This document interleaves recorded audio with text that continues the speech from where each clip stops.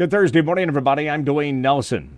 The Washington County, Virginia Sheriff's Office believes an area drowning was accidental. Sheriff Fred Newman said the unnamed 51-year-old man was found face down in the water after apparently trying to walk across a low point in the South Fork of the Houston River. Sheriff Newman said there's no indication of foul play. The man's body has been sent to Roanoke for an autopsy. The name is being withheld until the next of kin has been notified.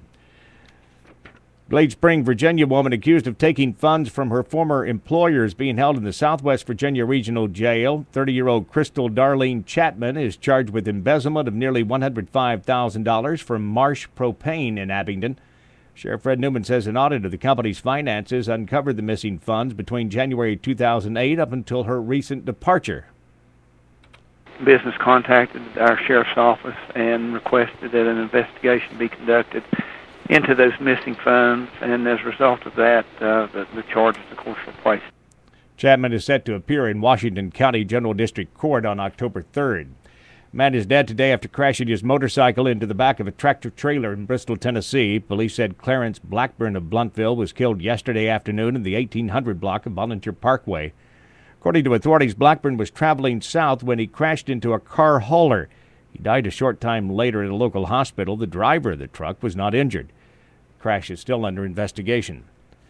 Unicoi County officials are considering a property tax increase for the 2011-12 fiscal year. That increase would amount to at least a 10-cent hike.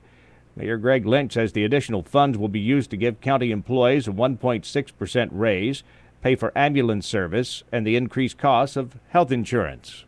It's not just economic hard times. We're covering some of the things that have happened here in the past too that are causing us to have to raise taxes. County leaders have also discussed an alternative option of implementing a wheel tax, but Lynch doesn't think it's a valid option. I think that probably that the commissioners would be prudent enough to let it go for a referendum anyway if they would even want to think about it. The full commission will consider the final budget on September 26th. Washington County, Tennessee Mayor Dan Eldridge says $100,000 in appropriations to Johnson City will be cut in order to balance the 2011-12 fiscal year budget there.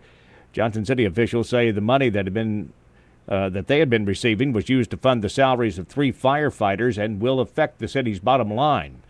Eldridge says he has a mandate to provide a balanced budget with minimal impact to the citizens of Washington County. When it came down to the public agencies, the nonprofits, and so forth, we had to prioritize the agencies and departments that rely on county funding. A final vote on the matter will be held September 8th. Sentencing hearing is continuing for a Wise County, Virginia inmate who pled guilty to killing 2 prisoners while he was incarcerated. Robert Gleason faces the death penalty in the killings of Harvey Watson and Aaron Cooper. Judge John Kilgore saw and heard evidence yesterday that showed Gleason planned to kill his cellmates, exhibits no remorse, and wants to die. Investigation into alleged voter fraud in Sullivan County nearly 2 years ago has hit a wall. A Sullivan County grand jury quashed the ongoing probe after releasing a report showing nothing to justify spending more resources on those allegations. Valued piece of property in North Johnson City is finally sold. The Grindstaff Castle, which was owned by Steve Grindstaff and his wife Ashley, sold earlier this month for $3,358,000. The home was purchased by Kenneth Wayne Thacker and his wife, Sandra.